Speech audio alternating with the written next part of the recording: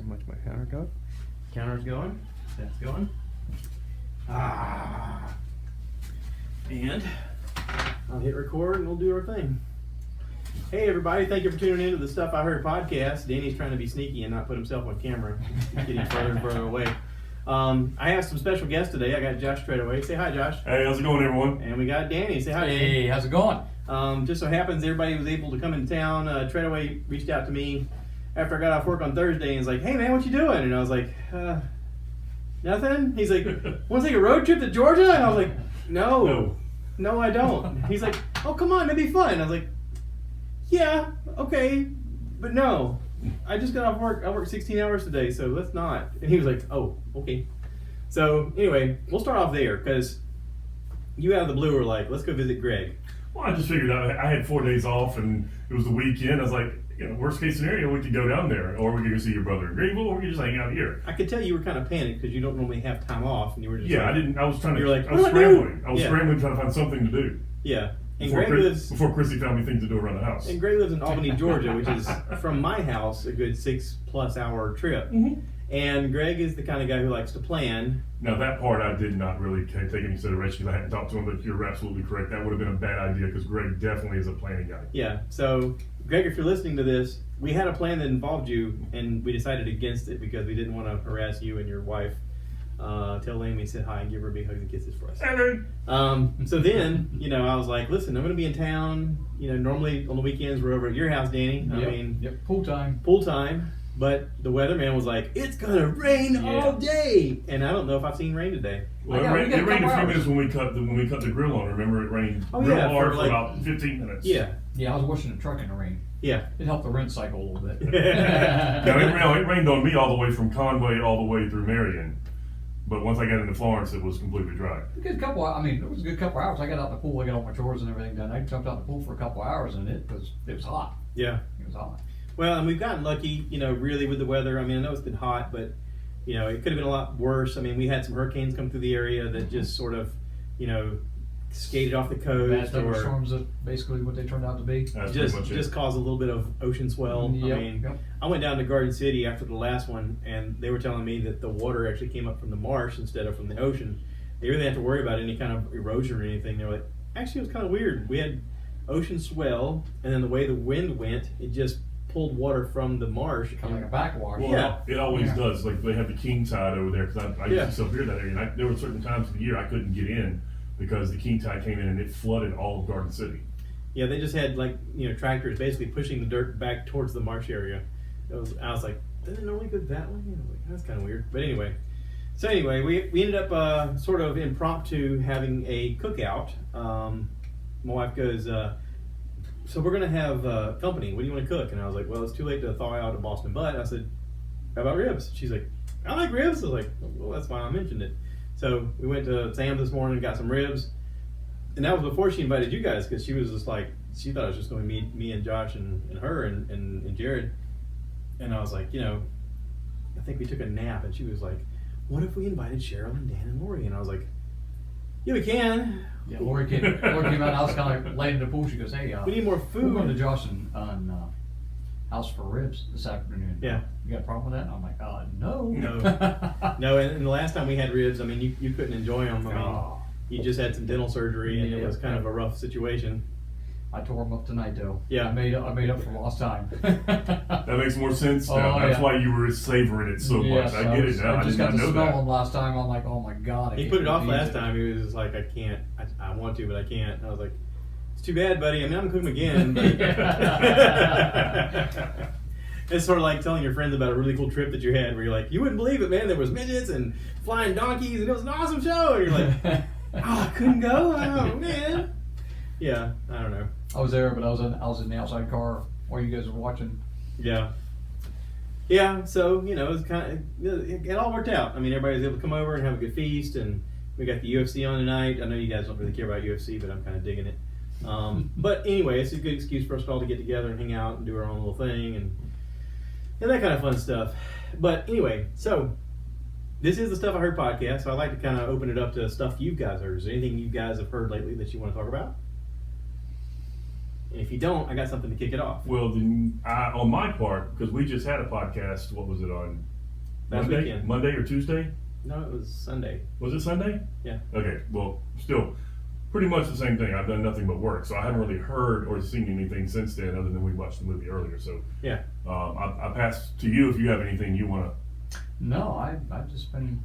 Okay, so I'll kick it off. All right. So I've listened to a lot of podcasts this past week. I had the opportunity while I was in a car to listen to Joe Rogan talk about moving to Austin, Texas. He was talking about the fact that he's, of course, landed that $100 million deal with Spotify, and the tax situation's gotten kind of crazy in California, not to mention the fact that COVID has shut stuff down so much that he's like, why don't we go somewhere else?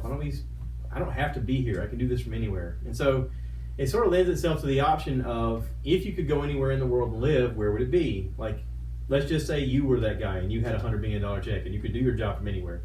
Where would you go? Where would you set up shop? Where would be the kind of place that you could call home? And it doesn't have to be the end home. It's just the next place that you could go if you had $100 million to play with. I mean, because what his idea is, first of all, he's a comedian.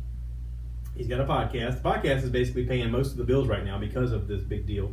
But even without it, his podcast was making a good bit of money. But he's a comedian.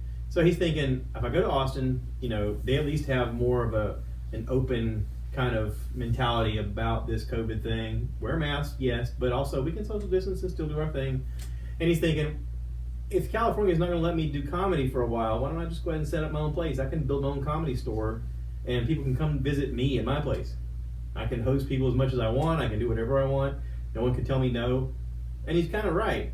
I mean, if you had $100 million, I know you like racing. Wouldn't you want to have your own racetrack somewhere and be like, hey guys, come hang out with me. We'll go racing all the time. Yeah, I guarantee there'd be a big toy lot in the backyard. That's for sure. Yeah. Yeah. I mean, because you could own land. You could build the track however you want. You could have cars there. I if I would have been younger when I moved down here from Ohio, because I used to tough truck race, and it's kind of like a short course off-road racing, kind of like in the desert, but condensed on a very small track.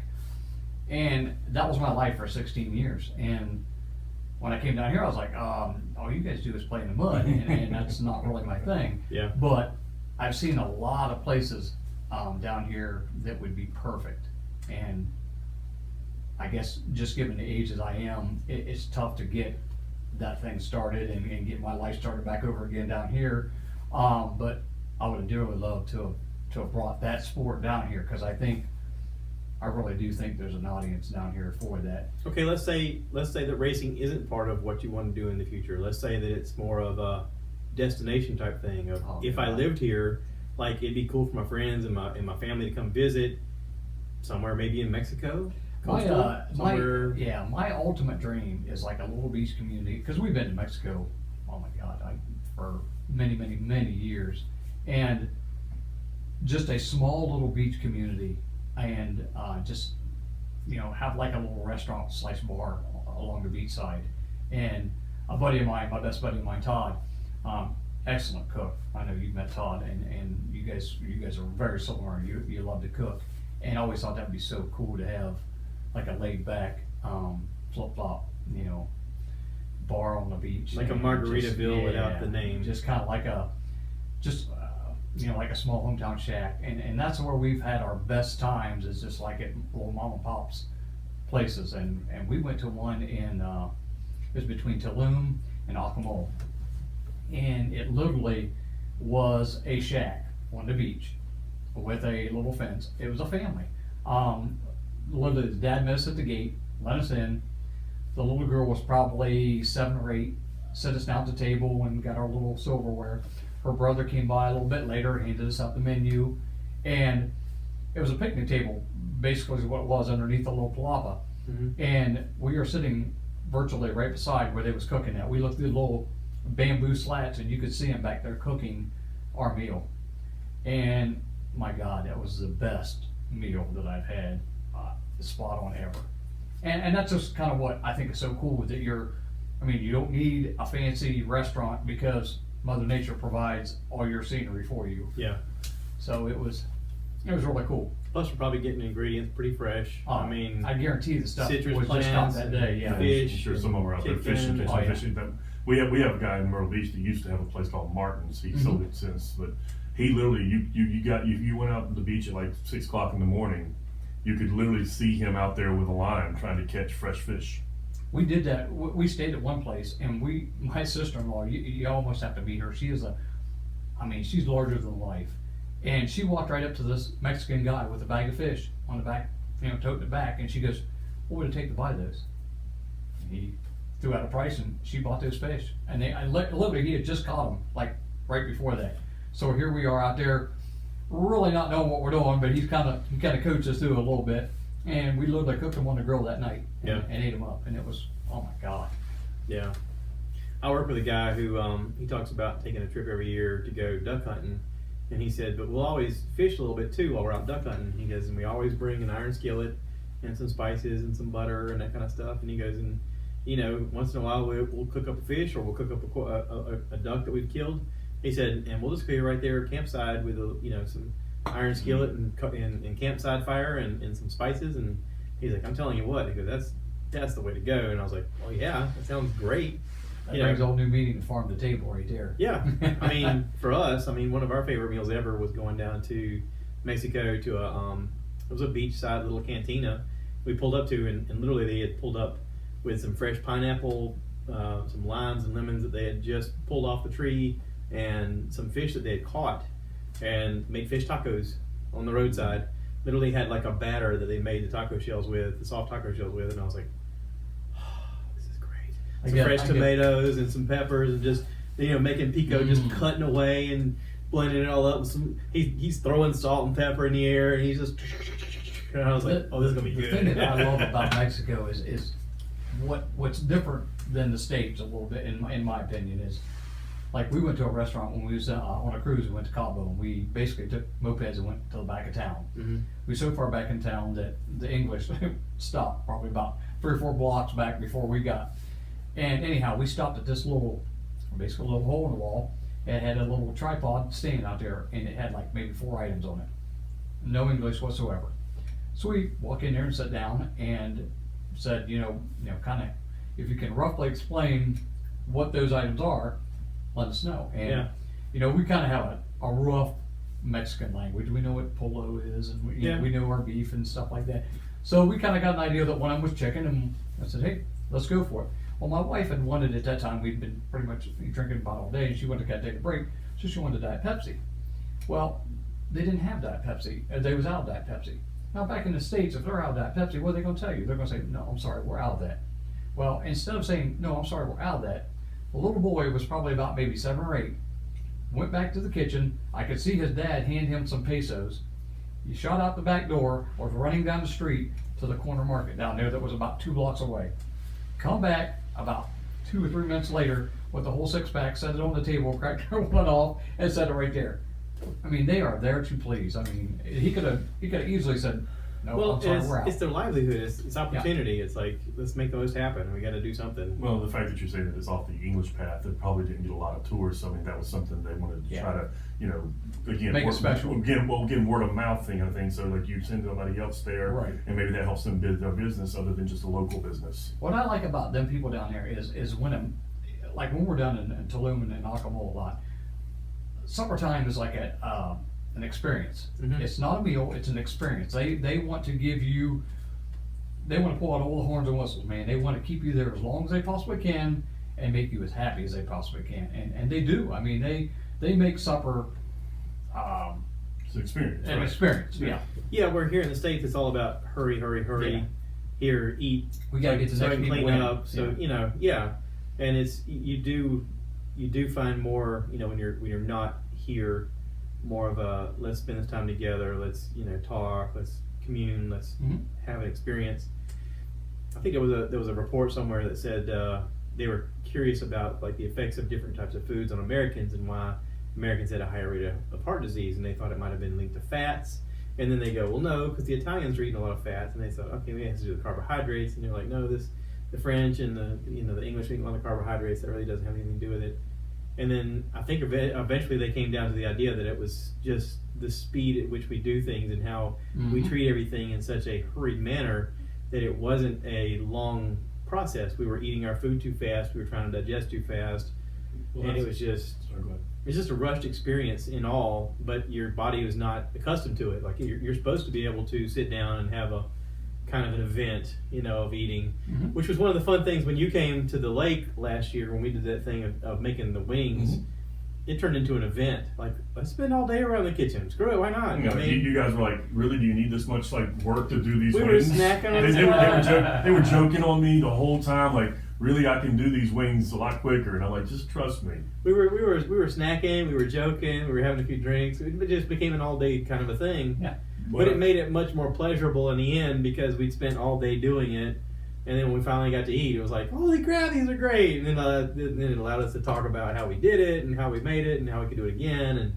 And the process was part of it as well that made it taste better. But I also think a lot of it has to do with processed foods. Yeah. The preservatives that we use in a lot of places in the world don't use the kind of preservatives that we use to food. They're more fresh oriented. We didn't make the Gouda rings. No, we didn't make the Gouda rings. Dude. Don't worry. He brought some fried Gouda rings. I stopped at Little because we have Aldi, but we don't have Little, and I've always liked that store, but we don't have one in there. So I stopped in. I just kind of walked around. I didn't even get a card. I was like, I'm not going to get anything. Just going to see what they got, and walked by. And one of my favorite things that I really can't find ever, I saw them at Aldi once, are Monterey Jack cheese sticks instead of mozzarella. Yeah. So I check always the frozen and stuff like that, and they had these Gouda fried onion rings. Oh man! But it wasn't onion rings. It was Gouda cheese. Yeah. And so I was like, you know what? I gotta try these. So I bought a box and we brought them over, but we never made them. So. Yeah, you can tell that we went hungry. Yeah, exactly. Yeah. Well, plus Dolores announced that she's got ice cream and cake. Well, that'll be my dessert. I'll cook those for my dessert because I don't eat desserts. I want to kind of reiterate a little bit what you talked about, like slowing down the pace and whatnot. Yeah. I gotta share a little story. This was the first year we'd ever went to Mexico. Just getting from the airport in Cancun down to Acapulco was the most horrifying experience for my first time. I mean, it's like we got there and my brother and sister-in-law had been there before, so they kind of knew what it was, but we wasn't meeting them because our plane schedules didn't match up. So we actually had to literally take a cab and get down to the resort, and then that's where we was going to hook up. So actually the cab ride, just getting out of the airport, was a thing in and of itself. We got in one cab, didn't even make it out of the airport, and they put us in another cab. So I'm like, okay. And the cabbie, of course, didn't speak one word of English, so we're driving down, trying to have idle chit-chat, and it's not going anywhere because I have no Mexican language, and he Spanish, and he had no English, so we just kind of enjoyed the Mexican radio station. Well, about quarter of the way down there, he pulls off the road into this little roadside thing, and I'm like, okay, I think this is where they murder us and they drag our bodies out back. I was wondering if you're worried about it. Put you in the So I'm like, okay. kidnapping. Oh, look, this is the spot they're going to find my body. How about that? But prior to that, I mean, a little bit. There was this has been a while back, so the roads was pretty rough at this time. They hadn't really developed that area quite a bit. But there was a dead horse right alongside the road, and I'm like, okay. Were they beating it? I did not just see that, did I? And I mean, I'm like, that's probably going to be on the menu somewhere. But anyhow, we get past that. We get down to the little town we're supposed to go to, and the cabbie has asked me now about 3 or 4 times, where are we staying at? And of course we've told him. And I could tell each time I told him, I could have said it in German, I could have said it in English. He did not understand a word of what I was saying. So he had made 3 or 4 stops and asked Spanish people or some locals, where's this place at? Because I could tell he had no idea. And then come to find out, the place we were staying at was fairly new. So the locals probably hadn't got a big grasp on it yet. Yeah. But anyhow, he finally got us there. Well, we get there, we unload our stuff, and our first thought is, let's get a drink. I need a drink very badly right now. So we go to, they have a Senior Frogs that overlooks the pier that takes you over to Cozumel. I mean, the scenery is just breathtaking. So we get there and we sit down. Me and her's doing our automatic American thing that everybody does. We're looking around. I'm like, okay, where's the waiter at? And we finally, the waiter, saunters up, in his little Mexican speed time, and of course we put in an order. And at this point here, we don't really know a lot of Mexican beers. versus American beer. So we said, this is what we like. Surprise us, bring us something. And he ended up bringing us some margaritas. My wife loves margaritas, so he said, we'll do some margaritas. So he brings us some margaritas. Can't go wrong with tequila.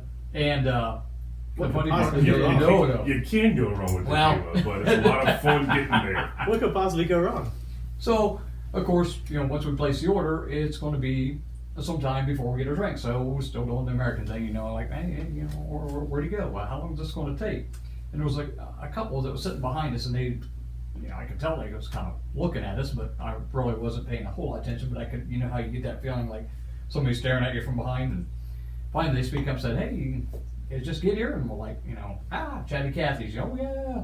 They go, you guys are from up in the States, right? And we're like, well, yeah.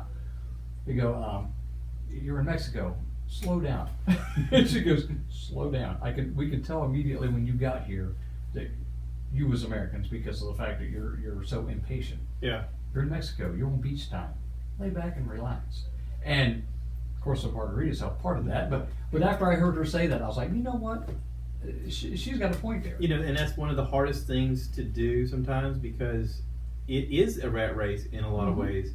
The things that we do to earn a living, there's always that constant thing in your brain of go, go, go, go, go. And if you don't, someone else is. And it's like, you're always behind. Like at work, we have a thing where if you have a route that leaves at 5 a.m., we're like, listen, that's your gate time. That's the time you should be leaving. Plan enough time so that you don't have to hurry to be late and you can leave the gate on time and then you're okay. A lot of guys will saunter in at 5, even though their route leaves at 5. They'll saunter in at 5 or 5:15 and it's like, okay, you're already late. Like you're not going to leave until close to 6 because you got to go out and find a truck and make sure you've got a truck attached to your trailer. If there's anything wrong, you got to get it fixed. If there's, there's all these things that you got to do to be prepared, your pre-trip inspection, that kind of stuff. If you're not ready, like you're already late. You're starting your day behind. You're already so behind. then in your mind, you're like, oh crap, I'm behind. So all day long, you're rushing, trying to catch up. And then you run into traffic who's also in the same position because maybe they've got to take their kids to school. Maybe they got to be at work at 8 o'clock. And they're hauling butt and they're cutting each other off and they're getting, more and more frustrated and anxious. And it becomes part of who you are. Like it really short circuits your brain into thinking, I've got to hurry. Everywhere I go, I got to hurry. Growing up, I had a stepdad who was, let's face it, an aggressive driver. That's a nice way to put it. That's a very, very positive way to put it. I feel like I'm a positive spin kind of guy. That's a very positive way to put it. So I learned that's how you're supposed to drive. So when I started driving, I drove the same way. And it wasn't until I had a lot of speeding tickets later that I had a conversation with my mom who was like, what are you doing? And I'm like, I'm driving like he taught me. And she was like, oh God, which explains a lot. It wasn't Her just worst speeding nightmare. tickets though. It was the feared guy in the back screaming, I'm gonna die, I'm gonna die. But did you die? No, I did not die. Okay. That's a life experience now that you have. So you're welcome. Anyway, got sidetracked there for a second. But yeah, if you're not in a hurry, like I listened to an interesting podcast with Henry Rollins. He's the lead singer of Black Flag. He is now a world traveler. He has been for quite a while. He apparently does these long treks overseas where, his curiosity level is now of, I have money and I can do pretty much anything I want.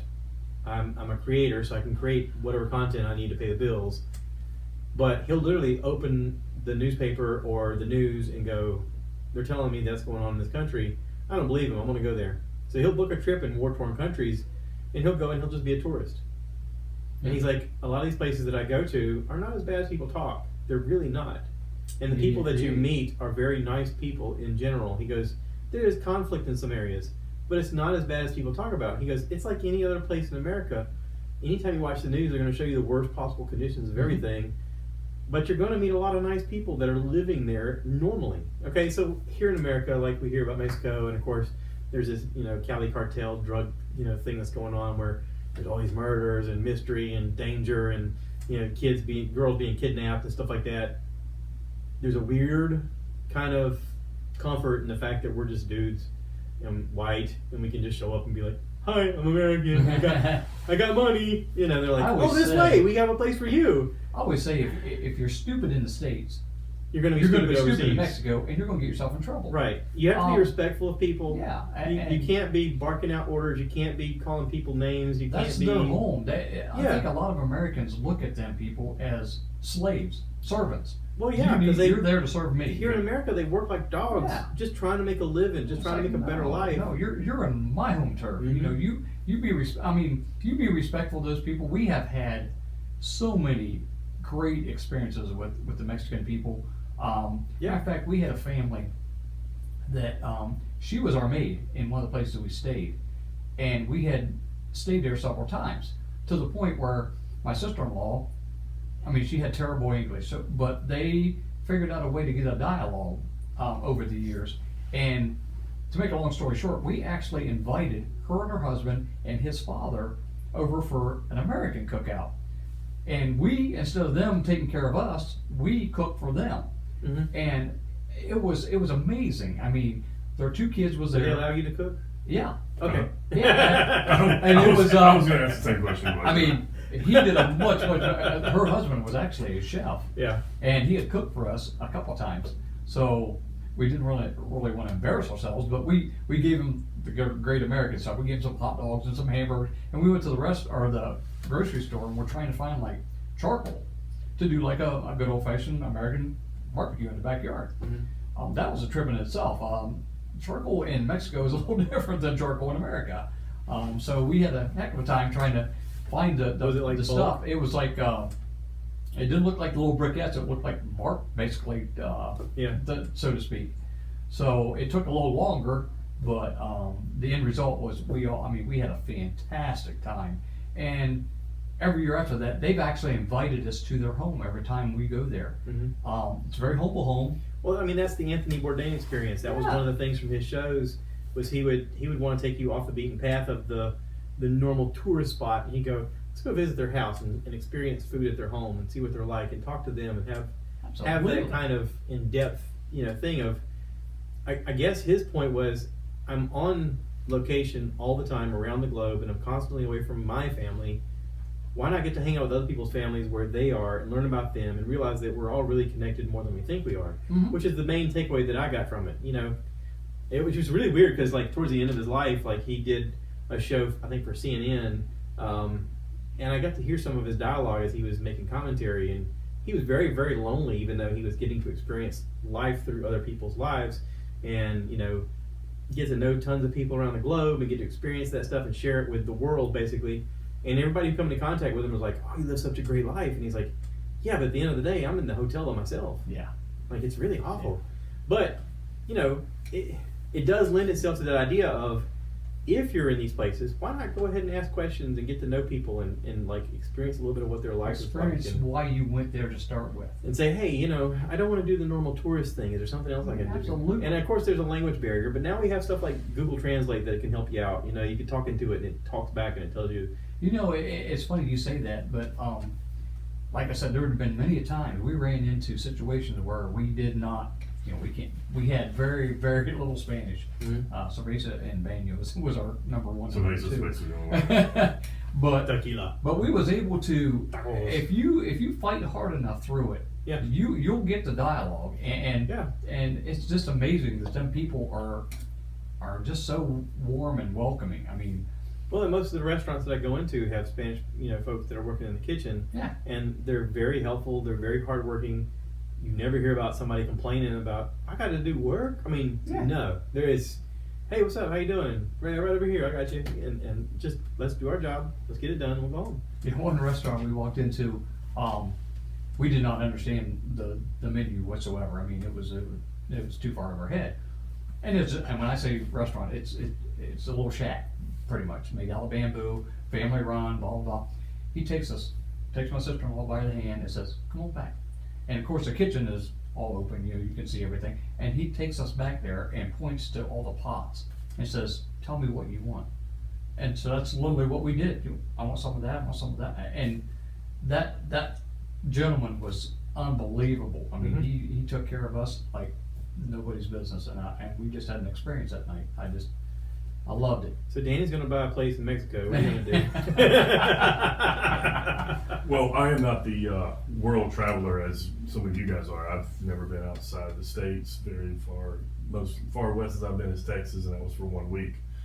But from everything that I've heard and seen, if I had $100,000, $100 million, $100 million. excuse me, $100 million. Man. My first purchase would be a place in Hawaii. That's not a bad choice.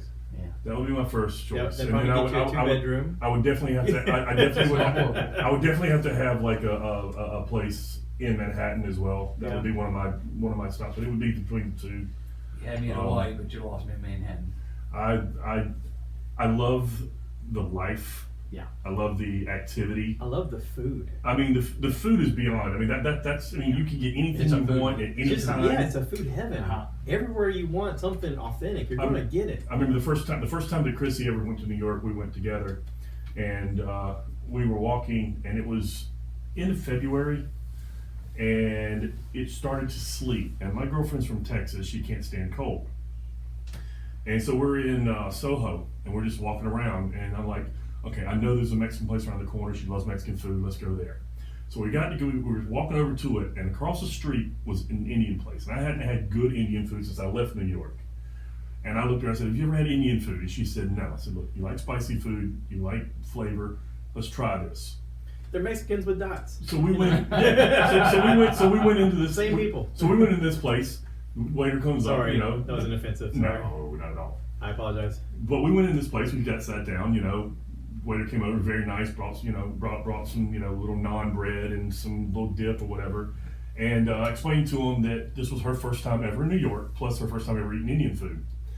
The server proceeded to go get the owner, or the general manager, whatever. Mm-hmm. He came over, talked with her, explained to her about different things, and then brought us like all kinds of like different like little samples of all different kinds of sauces.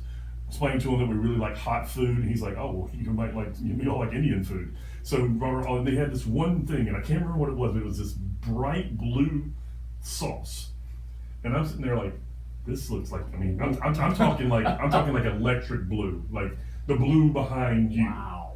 Like that's how it looked. Like if you cut the light off, it looked like it would be fluorescent. But it was one of the hottest things I've ever tasted in my life, and it was fantastic. And Chrissy got it, and she absolutely loved it. And so again, that was just an experience of just walking in Soho, and there was an Indian place. I mean, so no, the food is by far one of my favorite things about when I lived in New York. But I love the idea of just so much action and life going on around you that you can do pretty much anything you want to do. Oh, yeah. Yeah.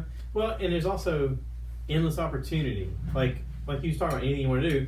There's opportunity for food. There's opportunity for Culture, shows to sports. see, culture. You never know when you're going to walk into a wedding happening or somebody shooting a film. And Shooting a can film watch on them that shoot a street, film. and Yeah. A live concert on Times Square. I mean, there's all kinds of things that can suddenly just pop up. Plus, you have Broadway. You've got Broadway plays and off-Broadway plays that are just as good, that are right there for you to watch. Concerts come to the area. You've got the Garden. And thank God we've got Brooklyn Nets now because nobody wants to see the Knicks.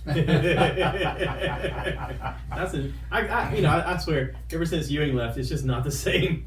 The Knicks were a team to watch when Ewing was there, but ever since then, They were fun to watch lose to the Bulls. That's what I Right. love watching. right. But to be honest, they were only good because he was on their team. I mean, Well, they had starts. I mean, they had other players. I mean, yeah, but Ewing was a transcendent player. he was the anchor. He was transcendent, but it was Yeah. great because he stopped him from winning a national championship in basketball, and then never let him win a championship in the NBA. But Thank you, Mike. We love you, Jordan. He's still a Hall of Fame player. I mean, Oh yes, 100%. Ewing still deserves. And a he's Hall of actually the Fame. coach at Georgetown now. He should be. He's a heck of a guy, man. Holy cow! Well, I remember that college game where North Carolina played Georgetown. Yeah. Oh, they should have won if it hadn't been for Jordan. If they had known who Jordan was and they covered him, Yeah. they would have lost the championship. They just underrated him. They didn't know. Yeah. He was a I'm freshman. sure, They didn't have enough tape on him. I'm sure that through their professional career they razz each other a lot, and I'm sure that once they retired they're probably friends now. Oh no, they're not. No? No, they're not. Ewing refused to watch any of The the Last Last Dance. They actually interviewed us. He refused to watch any of it. Wow. He has no love for Jordan whatsoever. Well, he's been posterized a lot. Well, the best poster ever was the Pippen Was poster. Pippen dunking on him and walking just- over him and slowly. just standing over him like, hey, I just you owned doing? you. That's still my favorite dunk of my life. But still, New York has never been the same since he left. No, they haven't. They were a powerhouse team to play up until he left. Well, that's because they were a bunch of thugs and they played like thugs. But if you were in New York, when he left, if you were in New York, that's what you want to see. well, at the time Detroit was the bad boys, and so they kind of took a picture, a page out of their book. Yeah. But they did it better than the bad boys. I mean, they had I'll be honest. Xavier I Daniels. really hated Stark. I couldn't stand John Starks. I could not stand John Starks was probably my least favorite player in the NBA at the time. I mean, Isaiah was pretty bad, but I really hated Starks. Isaiah I actually respected, but John Starks I could not stand him at all one bit. But if you're in New York, like there's certain teams you want to see play. Like I'm not as big a baseball fan as you are, but I think it'd be kind of cool to go to a Yankees game in Yankee Stadium. Why not? You're there. I'll tell you, I went to the original Yankee Stadium before they built the new one. Yeah. And I was glad that I got to go. Mm-hmm. But if I were going to go to a baseball game now, I'd go to Citi Field. The Mets, the field itself, the atmosphere to me is a lot more friendly for everybody instead of just being a Yankee fan.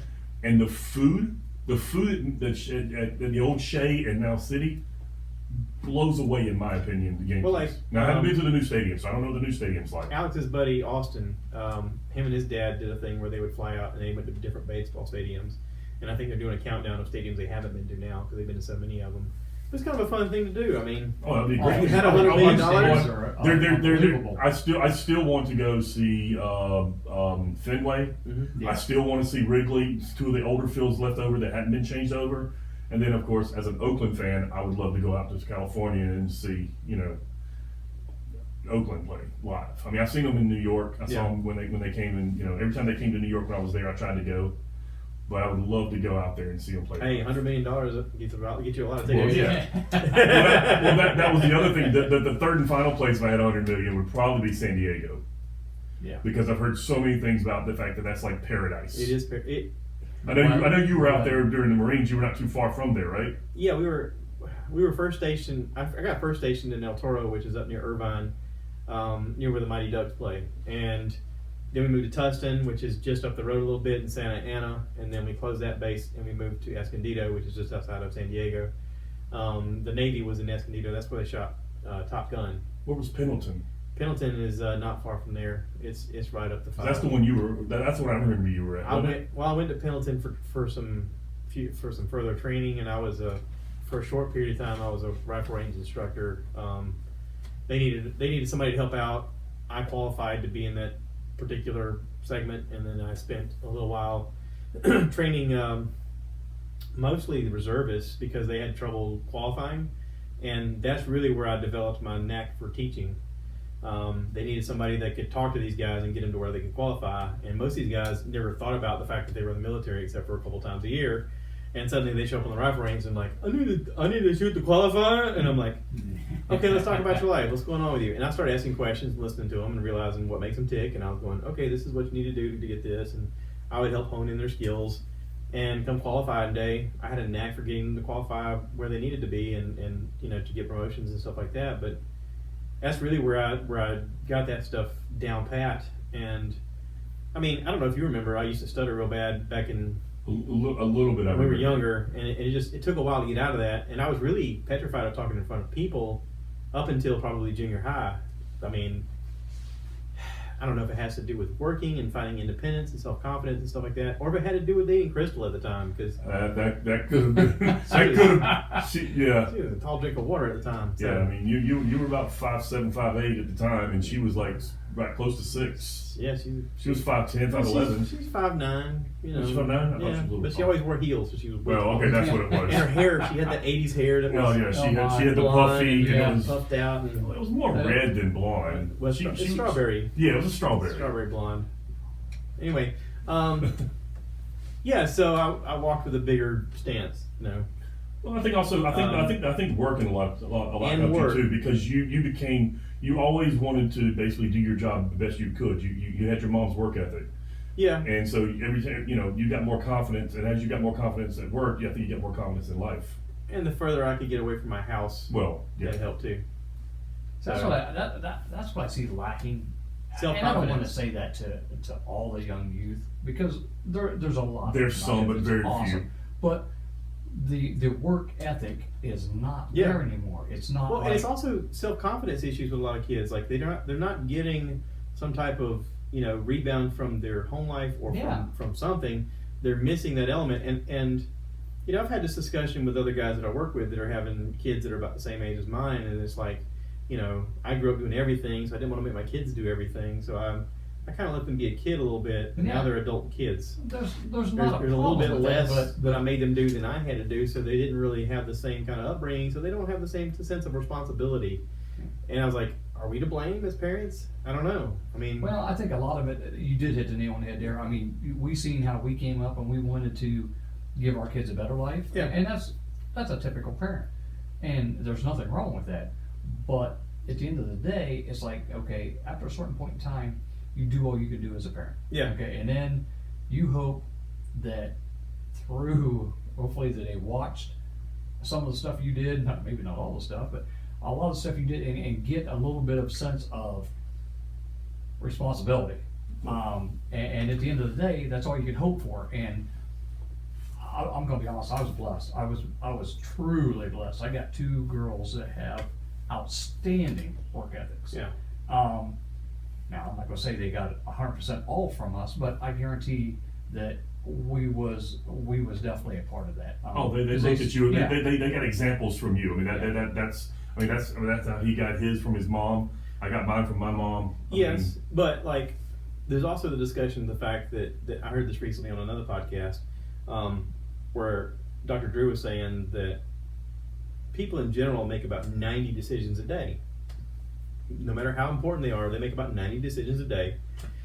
And he said, over a year, that's over 32,000 decisions that you've made in your own little brain based upon what you know from that point. Good or bad. Good or bad.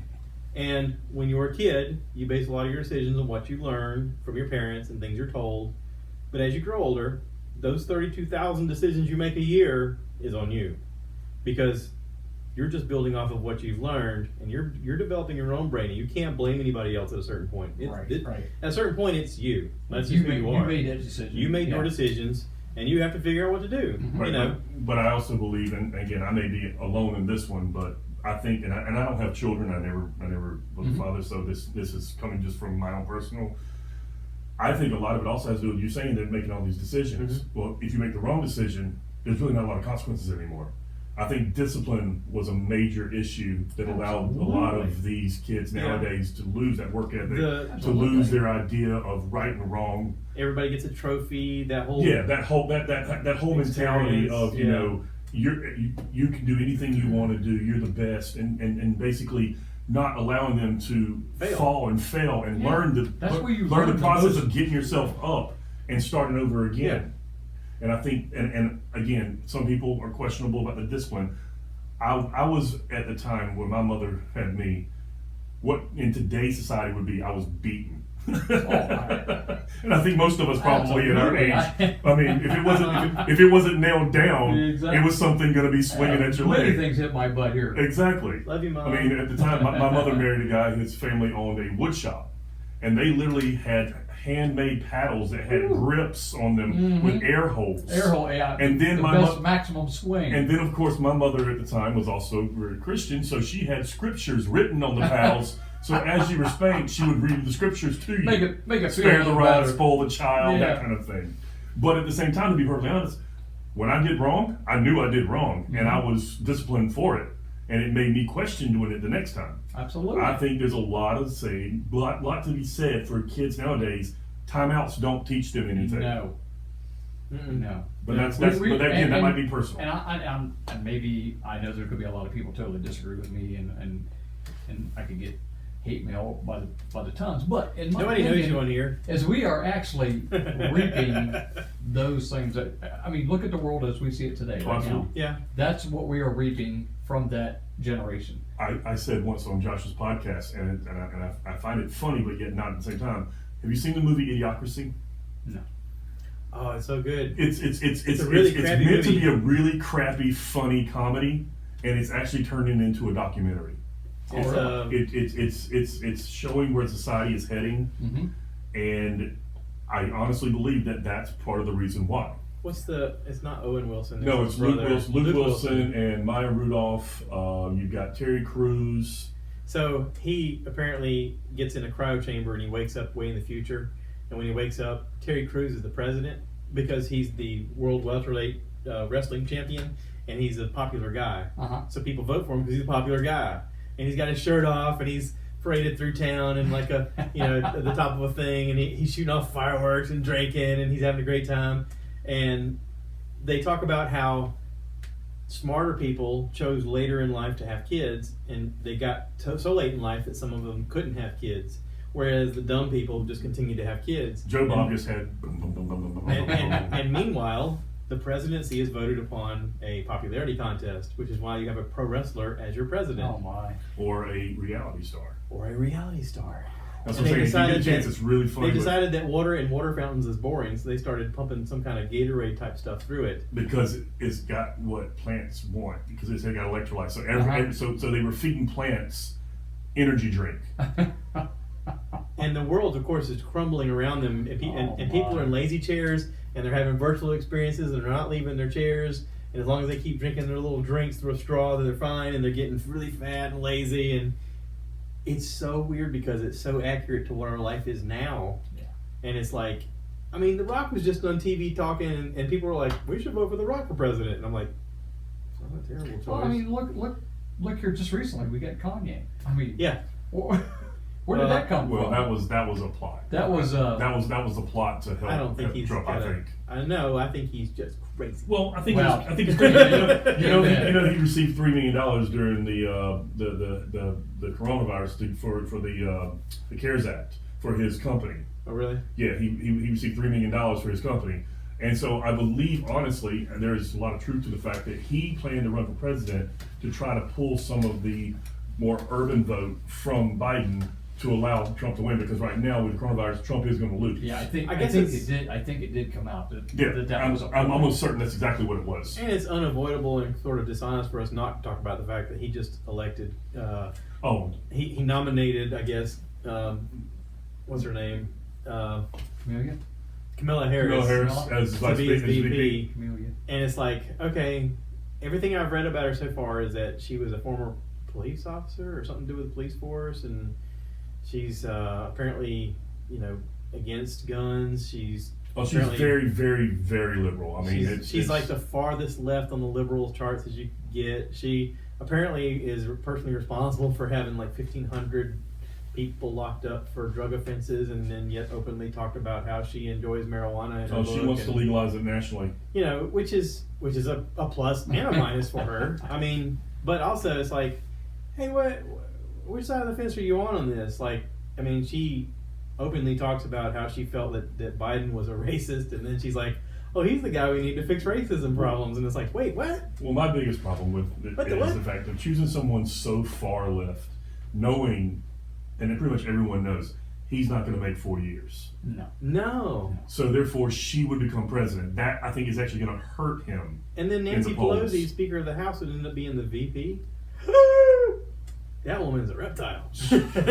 She's this close to Hillary Clinton. I read something the other day that said, here we are blaming Trump for all these political problems that he has never been involved in politics until recently when he. And Pelosi and the other guy. Now we've got all these lifetime members. Well, that's the problem of the Senate and the House that's been here ever since all these problems have been here. And they've created most of them. The biggest problem by far is term limits. Absolutely. That is the biggest problem by far. There's no reason whatsoever that Strom Thurmond should have been in Washington for South Carolina. Listen, as long Strom as Thurmond was a patriot, and you shut your damn mouth. And at that note, I am going to go get another beer. Hey, while you're out, Strom Thurmond was a jackass. When I got out of the Marine Corps back in '98, I got out what's called early TAD, termination of active duty, and in that time period, they owed me money because I didn't take enough vacation time when I was in. But they allow you to get out a little bit early, and you can continue to collect your money and get out early, and it's part of your pay. I wasn't receiving my paychecks, and I was like, why am I not receiving my paychecks? I got in touch with the people that I worked with, and I was like, hey, I haven't gotten a paycheck in over a month, and they're like, oh, we keep mailing them. Like, you're not getting them? And I'm like, no, I'm not getting them. So I kept going back and forth with these people. Nothing was happening. Trash can? Just please. So, this is a fun podcast. So, I learned from asking questions that I could just write my senator and they would help me. So I knew that people had talked about Strom Thurmond being really hard for, veterans' rights and stuff like that, and going to bat for veterans in almost every election. And I thought, what could it hurt? So I wrote Strom Thurmond a letter, and within 2 days of writing my letter, I had a response. I had a check in my hand with a personal written letter from him that says, our veterans should not be treated this way. I'm so sorry it took this long. I'll make sure that this doesn't happen in the future. And I was like, you're my guy. I follow you in every time there, buddy. Heck yeah. Well, that's the way I feel it should be. I think our veterans absolutely do not get the respect they deserve. I mean, I don't know if you remember John Floyd, I went to high school with. I know the name, yeah, I remember the name. He's kind of a skater dude back in high school. Yeah. Hung out with Eddie Bacon a good bit. Yeah, sure. Eddie Bacon went in the Marine Corps. Chris Goldsmith went in the Marine Corps. John went into the Army. He made a career out of the Army. He actually has some ridiculous combat time and came over to the house one day, brought me some honey from his farm. He has a little farm now. He's retired and he's trying to live with his PTSD issues. He's got some severe PTSD issues. Anyway, we were talking about things that we did in the Marine Corps, in the service. I was telling him about my experience, his experience, and he started telling me a really intimate story about his best friend dying and him holding his best friend's brains in his hands. And I was like, wow. Holy crap. Wow. And you could tell, like, it rocked his world. And ever since then, his mentality has been, I got to get away from here, and if I don't, this is going to ruin me. Like, you can see the look in his eye of, this close, buddy. This close to snapping. You just keep it up. And and I asked him, I said, would you be willing to go on the podcast and talk about it? Because I want to talk about suicide awareness, especially with military.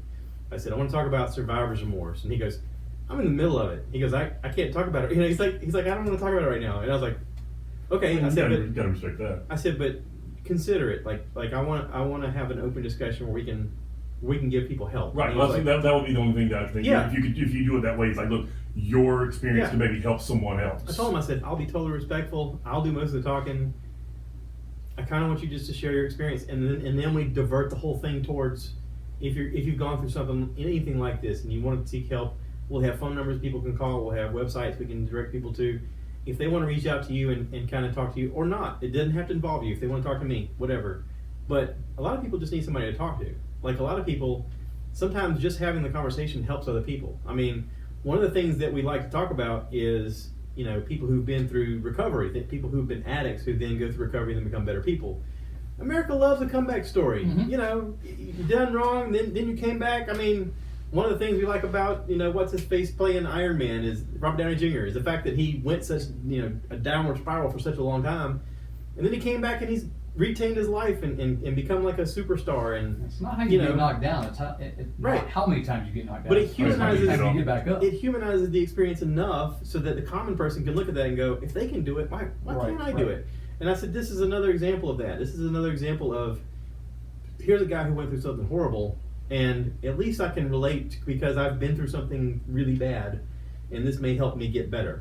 And I'm sure there's a lot of them out there that, like you said, they've been through those experiences, but they have not had the outlet to, either hear from somebody else, and they think that they're the only one suffering. Well, I mean, Joe Rogan did a podcast I listened to this past week with Rob Lowe, and he said in the beginning, he's like, I'm wigging out because I'm thinking, I got freaking Rob Lowe with me. I watched him when I was a kid. This is totally awesome. Even though they're not that far apart in age, Rob Lowe is still in that movie star stratosphere of A-level celebrity. Back when Joe was just a struggling comedian trying to make it, and now he's on his podcast and he's like, how did you navigate all of that? And what, he's like, well, I've been sober for 30 years. And he goes, are you like recovering or something? He goes, well, we're not technically supposed to talk about it. And he's like, what? And he's like, well, it's sort of in the bylaws of the thing and we're not supposed to talk about it. And he goes, but I like talking about it because I feel it helps people. And Joe was like, well, absolutely. He goes, because everybody's struggling through something. And if you can say, hey, listen, this is what I went through. This is my struggle. This is the thing that I deal with. And I have opportunity around me all the time. but I can say no because I know if I go down the downward spiral just a little bit, this is what happens. Mm-hmm. And then Rob Lowe got in this really interesting conversation, the fact that he loves to host dinner parties where he has some really nice wines, and he's like, I've never drank any of them, but I like to see other people have a good time, so I offer it to people. He goes, but whatever it is in the ism of alcoholism, I have that. He goes, I can't have a drop, because if I have a drop, my brain shortlines to go, hey, how soon can we snort cocaine off this donkey? You know, it's like, you got any heroin? I like heroin. He's like, I know that's in me, so I can't even entertain any of it. He can't open the gate. Yeah, he's like, it's just better for me if I don't. And thank God I don't have that, whatever that biology is in you that some people have. Thank God I don't have that, where it's like, okay, now we're going to put the full dump truck load of crap in our life. I mean, my uncle has it. My uncle, went through this when he was younger, and I remember visiting him in a facility, and since then, like, he's like, I can't even have dental work with Novocaine. He's like, Novocaine, just a little bit, and I'm like, what you got back there? Open that gate up. I got some money. Well, I got some, So, I mean, he's been through cancer treatments where he's passed on everything. He's like, I'll just take some Tylenol. It's like, this is really going to be awful. And he goes, I know. He's like, but the alternative could be way worse. The alternative is I lose everything. Yeah. So there is that in people, and I know that, and I'm hopeful that I can get more people to talk about some things that they've been through, and through that we can help everybody kind of recover through it. I mean, it is just shared experiences. I mean, and a lot of us are ashamed to talk about our own crap and about things that we've been through and things that we've suffered through and how we figured out how to rebound from it. But I think that the more we talk about it, the more we can help each other. Well, that's kind of the basis of your podcast. That's what I love about this podcast. We start out by talking about, we had $100 million. Where are we going to go? What are we going to do? And now, we have hit emotional and psychological. Everything. We ain't even talked about aliens yet. The Pentagon came out and said we found aircraft from another planet. We've known it's been real for years. We haven't even talked about the aliens. They just kind of slid that in of COVID and I thought we were going by wipe out this whole thing. No. Where was how long ago was the video that Joe Rogan showed when you talked about with Commander David Fravor? Yeah. That was what, like 6 years ago? So? No, like 6 months ago. Oh, it was only 6 months ago? Yeah. But the actual video itself. The actual video was, I don't know how many years ago. But it's been declassified. It had to be enough time for the technology within his cockpit to be considered not classified anymore. Right. Because there's something in his viewfinder of what he saw that was like technology that they didn't want the enemy knowing that you had. So it's been at least a good 10 years probably. It had to be over, technically, legally it has to be over 7 years, but it's probably in the 10-year range. And did you happen to see that one yet? No. If you get a chance, Josh sent me a link to it and I checked it out. There was a sighting off the West Coast. And I mean, it was straight up. Off of Calabasas. There's no question whatsoever that it was some kind of UFO. Well, it's this funny guy was you like, look out there and you think, okay, you look at Earth. I mean, look at what where we're at right now. I mean, it's hard to imagine that somewhere out there's, I can't compare it to this, but I'm saying there's not something else out there. It's more realistic. There's something there than it's just we're here. And the crazy part is every one of those little dots that we see in the sky is another star, like our sun. What's to say that each one of those stars doesn't have something on it or around it? And it has its own gravitational pull and its own set of planets and its own set of people looking at us going, I wonder what's out there. Yeah, I mean, exactly. But like I read something this past week on there's a thing that I follow on Twitter called Wow Facts, and it says that every image that we've ever shown on TV of the Milky Way galaxy is not the Milky Way galaxy. It's something that's similar, but it's the only galaxy that we can actually physically see with a satellite or with the Hubble telescope. But it's like the closest one to us that somehow resembles the Milky Way galaxy. Andromeda galaxy, isn't it? Yeah, the Andromeda galaxy. We can't show ours because we're in the middle of it. Right. Mm-hmm. Yeah. We can't show our own galaxy. But just yesterday, when I got home, before I fell asleep and passed out because of working a long day, they actually just said that they discovered an exact galaxy that looks just like ours, but it's 190 billion light years away. I'm like, wait. That's outside my realm of thinking there. I can't even compress my brain to think about 190 billion light years away. So basically that means that if you were able to see that image, it would take 190 billion light years to reach us. the speed at which it would take to get to us, that whole galaxy is probably Oh, no longer gone. even there. Yeah, yeah. Most of the stars that we see are so far away, they're probably not even there. Oh, most of those have already gone and Yeah, exploded. we're seeing- most of those have already exploded. We're seeing residual light. So Yeah. I'm thinking, okay, there's a lot of speculation about the real, the reality of the multiverse and the fact that there's possibilities of similar universes with us in it that look like us, talk like us, but maybe do different things, or that we look like different people. But it's us over and over again, and that our own experiences are reliving the same event over and over again. That's how we have deja vu. I have a theory that each one of us is living our own version of our life, and that the multiverse is not necessarily out there, but it's parallel with each other in such a vibration that our experiences are our own experiences, and the things that we hear about that happen in the world are things that happen to other people, just so that we experience all the emotions, all the joys, the sorrow, the sadness, the hatred, the elation, the ecstasy, the whatever you call it, because it all brings me back to the Bible and saying, that God created man in his likeness. And it's like, if you were a supreme being, wouldn't you also want to experience everything that life has to offer? And what if you could and then separate yourself into multiple beings and experience everything? And what if you could do it over and over again? Well, that's the What thing, if over our and over again, experience- and just the things I get. I think the soul is finite. I don't think there's an infinite amount of souls. I think there's a finite amount of souls. But once this body has been gone, exhausted, What if your belief the is soul recycles into it? That's how you get reincarnation, and you get the idea of past lives and previous, memories of things of that so nature. like energy? It existed before you. It It's- inhabited you, it's and kinda after like- you're gone, it re-enters the world and becomes something else. Very similar. Like Yeah. you've ever seen the Seventh Seal? Yeah, You got the well. yeah. And the souls are recycled into the well, and then they're when born is born, the soul goes in. That's why you have residuals sometimes if you feel like you or something in a past life, or you have knowledge of something that you don't think you did now have knowledge of. I believe that the soul is finite, but it is recycled. Well, So you get different experiences based upon what whether it be an animal, person, or whatever else that soul goes into. what if all of the religions are actually tied together and man has just muddled it? Well, they are. What if they're all really similar, but we've just decided that we're going to put our own spin That's on things exactly because what we want it to have our is. own church, and you guys need to worship me, and hey, we're going to drink Kool-Aid later. You guys are going to love it, No, But- I 100% agree with that. I think you look at most religions in the world, and they all go around the idea of a main deity, whether it be God, Buddha, Muhammad, Krishna, whatever the case But may still, be. there's only 30%. I heard this recently from Brian Callen. He talked about there's a book, Sapiens, and it talks about how what was it, when America was established, there was only 32% of the population that believed in the monotheistic idea of one God, and you would think that would change over time, but in the recent census that they took, it's still only 32% of the American population who believes in a monotheistic religion.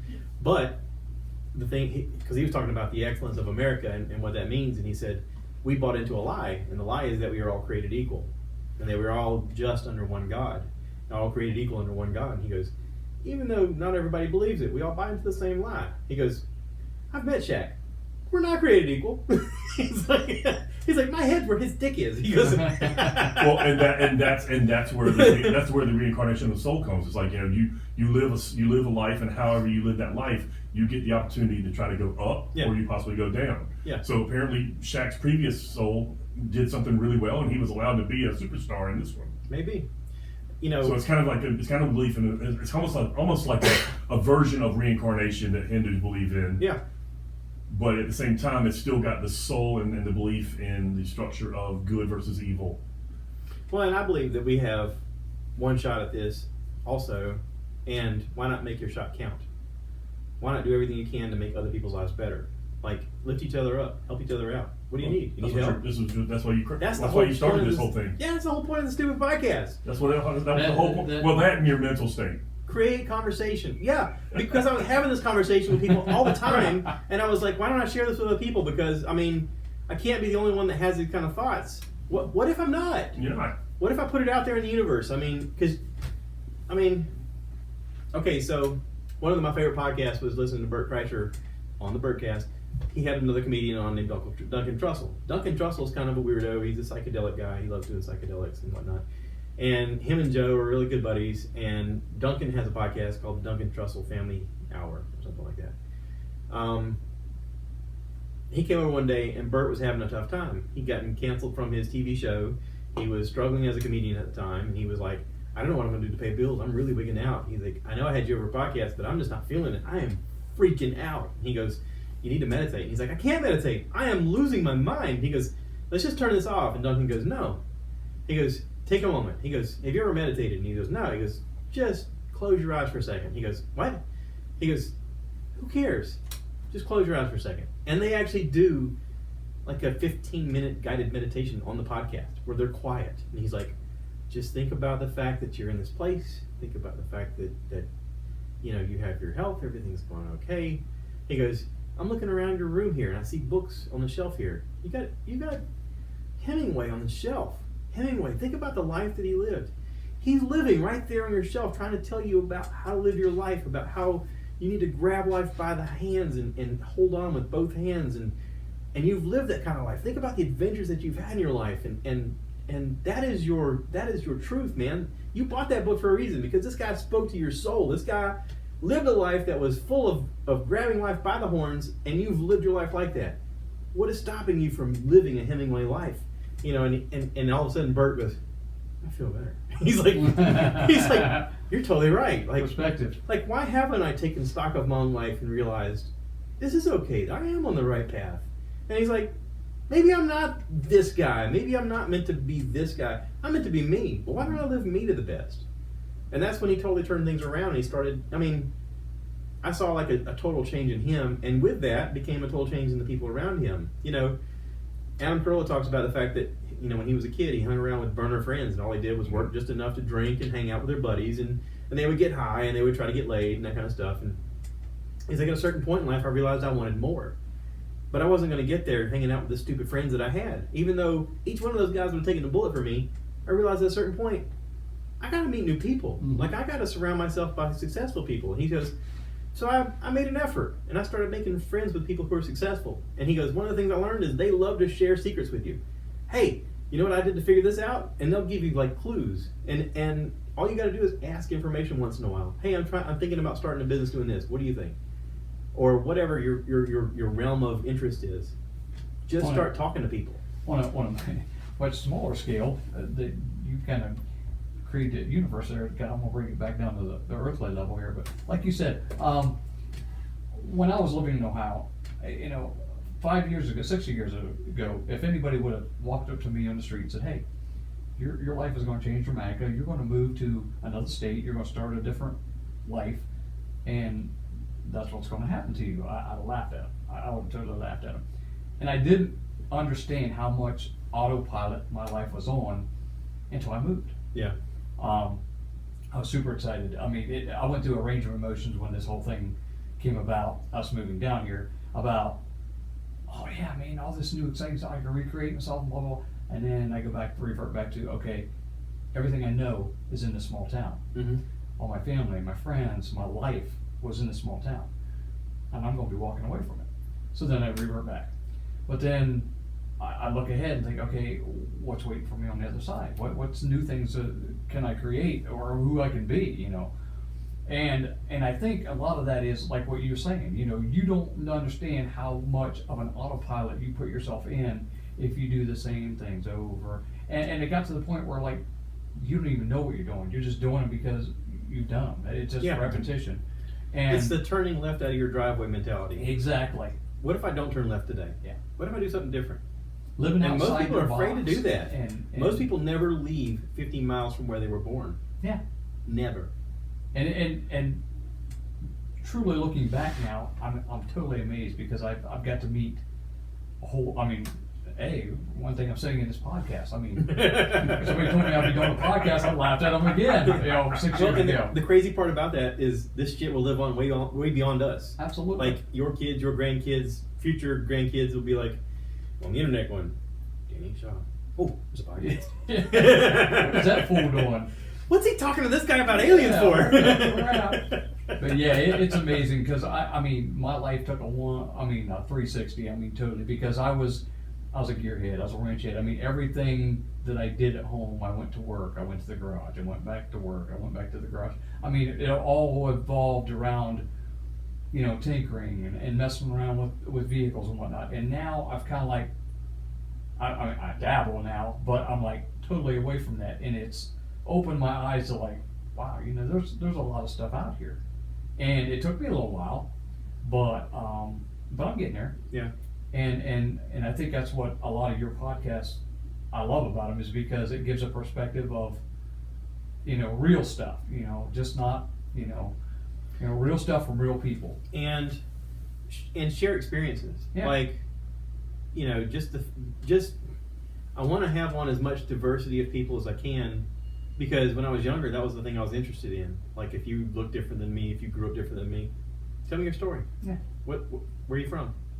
And I think it really became from the fact that when I first moved here back in 6th grade, I had a hard time making friends, because if you weren't from here, everybody looked at you as the outsider. Absolutely. And it took me sort of a little while to figure it out, but I realized at a certain point, it must have been in high school, where if someone was new, well, that's your opportunity to go up and say, hey, be a friend immediately.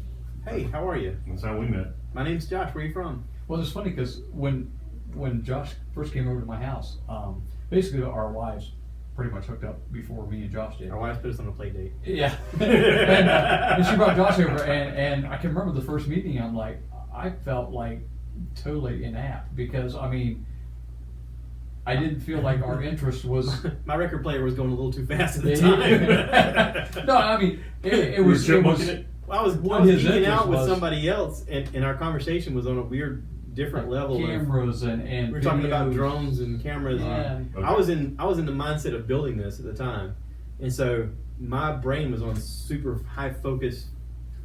I was like, Yeah, he gets okay, very focused. Oh yeah, he was intense. I got to figure out how to get this to loop into this, and then figure out how to get the production value so that the video looks like this, and so that the sound value.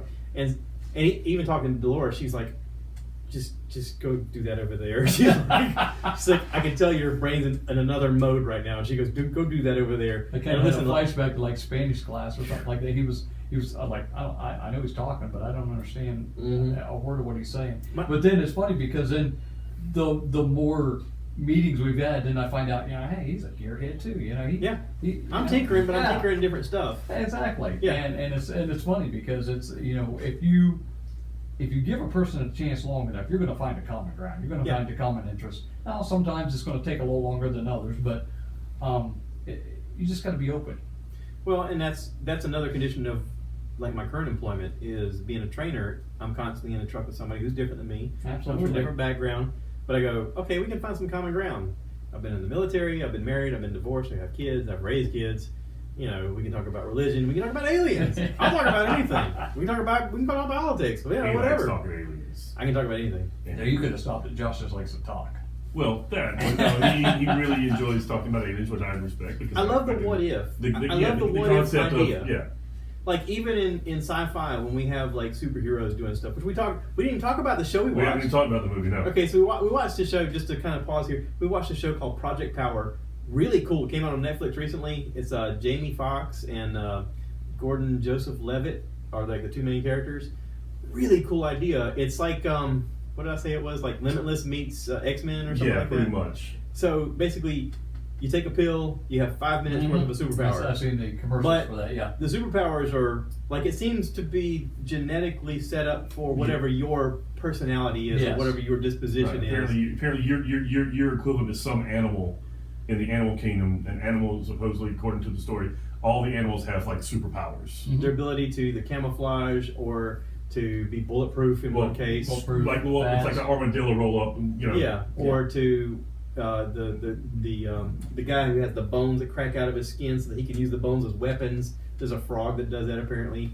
There's a guy that can go super fast. I mean, there's all this stuff that it apparently morphs your body into, but it only lasts for 5 minutes. And there is the component of every once in a while someone explodes.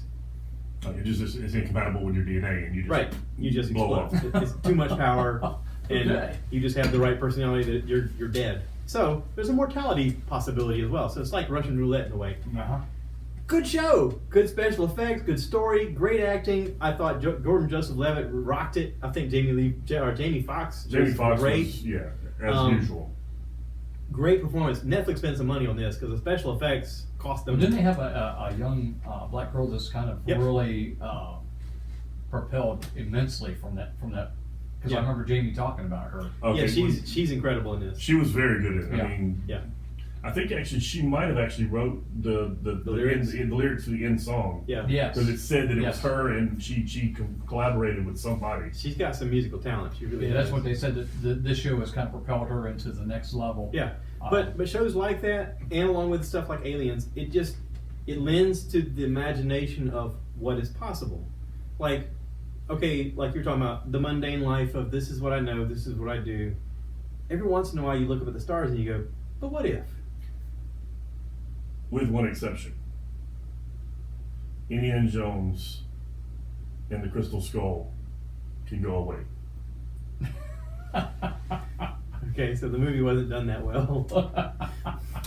but there are crystal skulls, and there is. Never mind. This is a whole thing. Sorry, it was almost as bad as Down with Dr. Moreau. There are crystal skulls, and they are magnetic, which is really strange because they're crystal. But whatever, they look like alien heads. And listen, they just kind of went with some artistic thing there and kind of went bonkers with it. Sorry, didn't mean to interrupt and throw it off to a different. But But outside of that, most alien movies and time travel and all that, I'm all for it. But I think we all, like, especially, maybe not so much girls, but a lot of guys have it in their mentality of, what if I had super strength? Oh, What if I could run super fast? What if I could read people's thoughts? What if I could have superpowers and lift this giant truck off this person? There is that question of, wouldn't it be cool if? And with that, like, we also have the Men in Black series where we learn, what if you just look different, but you're just a person, like you're just trying to figure out your life, and yes, you may look weird, and now you have to fit into society and look the same. What if we actually have that now? Like, that kind of brings into that question. Yeah. What if there's people out there that are living regular day lives, but they just happen to be from somewhere else? Here's another idea. What if they don't know it? They were left here. What if whoever came here, they've morphed themselves to be like us? What if they've had kids and their kids And the don't kids know? kind of the But idea. what if their brain just vibrates at a different rate, or what if they can just tap into something different, or whatever, and there's just no knowledge of it because maybe a family member passed away and they didn't tell them, or maybe they thought this is better if you don't know. Let you live your life, live your best self. What if it's not a person at all? What if it's trees? What if it's cockroaches? Yeah. I mean, you can cut their heads off and they live for 2 more weeks. What is that? I mean, a lobster basically can't be killed or can't die unless you kill it. They can live forever if you don't kill it. I listened to them talk recently about Joe had a birthday and they did a podcast. It's like 3.5 hour long podcast with Joey Diaz and Brian Redman. And he was like, yeah, he goes, I just recently read that, like, if they can't physically starve to death. Like, they'll get big, and then if they don't eat, they just get smaller. And I was like, what? And he goes, yeah, alligators too. And I was like, what? He's like, they can't starve to death. They just get smaller. And I was like, I didn't even know that was possible. I didn't either. I've always known that lobster grows 1 pound every 7 years. Of course, they got young 1 Jamie. pound every 7 years. 1 pound every 7 years is the average growth on a lobster. So anything over a 3 pound lobster, you're looking at 25 years old, and it's probably tough meat. That's why it makes me laugh when all these people order like 7 and 10 pound lobsters. They're just getting old. Yeah, dried up. old Yeah. lobster, yeah. Well, I mean, up in Maine, my dad lives in Maine. Most of them are 1.5 to 2 pound. You want a 2 pound to 3 pound. 3 somewhere in pound, that yeah, range. no more than 3 pound. Yeah. You don't want to go Anything over 3, because no, it's too the tough. meat's not Yeah. tender. It's not sweet. It's just. But anyway, that I did not know that they couldn't actually like starve to death. I didn't know that. I did know that when you put them in the pot, that's not them squilling. It's the steam. It's the body moving from the shell as it steams. Oh, okay. That's not actually them screaming. Although I like to hear those screams. Well, yes. Remember Red Lobster and the guy 6'9", and he would open the steam cabinet and just press the button. I want butter. Lots Lots of butter. We had this guy. His name was 6'9". He was big, like 6'9". He's 6'9". And we had steam cabinets at Red Lobster where we would steam the lobsters since they didn't want them boiled. And literally, you shut the door and you press the button. Well, he liked to leave the door open and just press the button and watch it steam to death. Man. Brutal. Allegedly. No, it was not allegedly. We Allegedly. saw it. We saw it. We're on the internet. Allegedly. Okay, sorry, allegedly. Hi, PETA. We love you. Please don't come after me. So yeah. But no, I mean, yeah, I mean, absolutely. I mean, look, you go back to the, I know it's kind of a funny haha, but you go back to the idea of Hitchhiker's Guide. Yeah. You know, I mean, dolphins are very, very intelligent. Mm-hmm. Granted, they're supposedly not the smartest are the mice, but I mean, it could easily be, you know, that there are aliens among us that, you know, we don't know because they can't speak and they can't. What about octopus? They can change their RNA, their DNA. They can change their Well, I'm color, saying their shape, their size. They have a brain in each one of their tentacles. They can release a tentacle whenever they're attacked because they just want to break away and get away. What? If that's not anything, what is? Unbelievable adaptation. You know. I mean, the platypus, where did it come from? What is it? Well, I think Robin Williams was right. I think I was smoking dope. He's like, wait, let's put a duck bill on a paper. That'll be really funny Great looking. one. I didn't know they were that small. Yeah, they're very small. I watched some documentary and this guy picked one up and I was like, I always thought they were bigger. I thought he's had a little bitty one. I was like, that's as big as they get? Holy crap. Okay. Never saw one in person, but that was the first time I ever seen it. He goes, this is an adult male. And I was like, looks like a mouse with a duck bill. It's really weird. Anyway, so lots of fun stuff. Good times were had by all. Yay. Thank you guys for being a part of the podcast. We'll wrap this up. We've done about an hour 20. No, it doesn't seem like that, but it goes by pretty fast. Anything else you want to add? Promote? Bad Habit 2 coming to a theater near you? Something like that? You know it. That $100 million. That was his race team was Bad Habit. Oh, was it? Okay. Yeah, he had it on his truck, and now his Jeep now has Bad Habit 2 written on it. It's like a big New version. Did you drive it tonight? I did. Okay, well, I'll show you the big. It's a big Jeep. Yeah. So anyway, but yeah, if you're listening to this podcast, please check out Greg's recent podcast. He's got another episode of 5 and 40 that are out. I know he's been kind of sporadic with it, and he talks about why on his, which is fine. You know, he's figuring this out as we all go along, but he's staying consistent. He's also with it. dealing with a lot of stuff down in Georgia as well. I mean, He's dealing with a lot. I mean, he's got a little free time, but I mean, he's really dealing with a lot with that COVID. Life and death, whatever, blah blah blah. You know, we get it. I don't know. My mom listened to the podcast last week, and literally her text message says, "I love the part where you are talking about the cake and the diabetes." And I was like, "Oh yeah, I totally forgot about Well, that." he keeps getting worse and worse every year. I don't know if you've listened to the podcast about that one yet or not. Our buddy Greg, he loves ice cream cake. The fat boy. Mm. He was getting his cake from Dairy Queen. They have one called the Snickers cake. Mm-hmm. And he said a few years ago he got the Snickers cake and it was really great. And then the year after that he got the Snickers cake and it's like they skimped on all the Snickers. He only had like 4 parts of a Snickers on top. And he was like, what are you guys doing? So he saw something on, I think it was Pinterest. I believe it was Pinterest. Lane does a lot of stuff on Pinterest, his wife. And so he realized he could make his own using the little ice cream bars. Well, with preface, we have another friend named Josh. There's 3 of us in a group of 5 named Josh, but he had adapted the nickname Fat Boy for Greg whenever they do karaoke based on a Silverchair song. Yeah. So now they have these Fat Boy ice cream sandwiches. I've seen them. Okay, so he's taken those and I'll let you finish it up. He's layered like 4 of them, you know, 2, like 8 total into a cake. And then he's like, then I just decided to put, you know, whipped cream on top, and then I crunched up some Snickers bars, and then all whipped cream, and then Reese's Pieces, and then chocolate syrup, and then, you know, he keeps adding stuff onto it, and he's like, that cake was so good, and so bad for you. You had me the ice cream cake. But he had the Fat Boy Snickers, you know, concoction that was really... It's cool. This is along with enough pastrami and corned beef to feed a small regimen. Yeah, he went all out with the pastrami, pastrami and corned beef. But yeah, so anyway. But yeah, they said it was a diabetes cake. That's what it was. Yeah. Literally, I mean, I looked at it and my teeth hurt just looking. I saw it, and the first thing I wanted to do was the Wilford Brimley thing that says "Starbirders," but I couldn't. I was just like, "Listen, respect. That looks really good." But anyway, I'm gonna wrap this up. Go check out his podcast, 5 and 40, like I said. And if you're in the Albany, Georgia area, he is performing, I think, on the 29th somewhere. 29th. Check out on Facebook, 95, NINETY, and the number 5. And you'll be able to find out where they have events going on there. And, of course, check out DerekDove.com to find out where he's going to be on tour. That's it. That's all I got. Stay in and listen sometime here in the next month or two. There may be a possibility of the group getting together and having a nice water jet ski bar crawl. Maybe.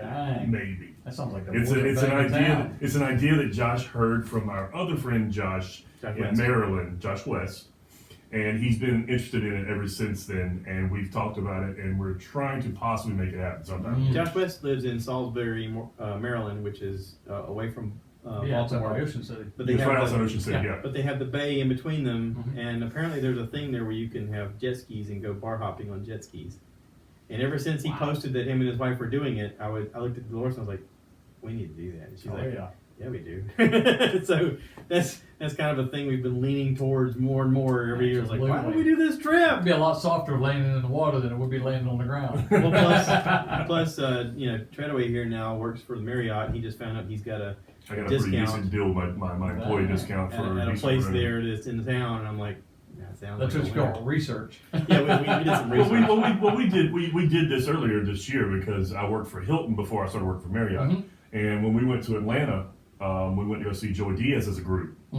Not all of us. Wes wasn't there, and Rodney wasn't there, but Alex came with us. But I think anyway, we FaceTime Rodney from the bar. yeah, we did FaceTime Rodney from the bar. That's correct. But we went and saw Joey Diaz at the Tabernacle in downtown Atlanta. But we stayed at the Hilton airport, and I got a ridiculous deal for that one as well. So.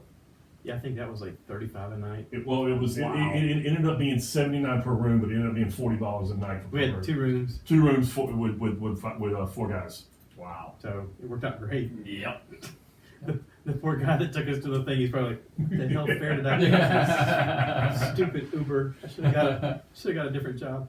Anyway, I know I've tried to end this a couple times. Thank you to everybody who listens. Please check into the podcast and to hear more or whatever. Bert is going back on tour with the drive-in movie tour. Check out BertBertBert.com to find out dates where he's going to be the Hot Summer Nights tour, and go see him. And if he's going to be in the area near me, let me know so I can book tickets, because I don't think he's coming back in the area for a while. But anyway, I'm going to wrap this up. Thank you for listening. Thank you for subscribing. Please remember to rate, review, subscribe, share with your friends. And as always, cue the cow. Moo. And safe. That's it. And I was so proud of you, Josh. You let Greg say "cue the cow" last time. I know that had to hurt a little bit. Want to do it. I know that had to hurt. No. I can't do it now. That is your call. What, You gave it to Greg once. What you're gonna have to give me some history here. What's cue the cow? When he first started this whole podcast, he wanted to have a sign off. Pretty much that's how it came about, right? I don't remember. I just remember you had a different theme music to start, and you lost that apparently after episode 160 or 5 or 70 or whatever. But the cue the cow thing, I think it started the 2nd or 3rd episode.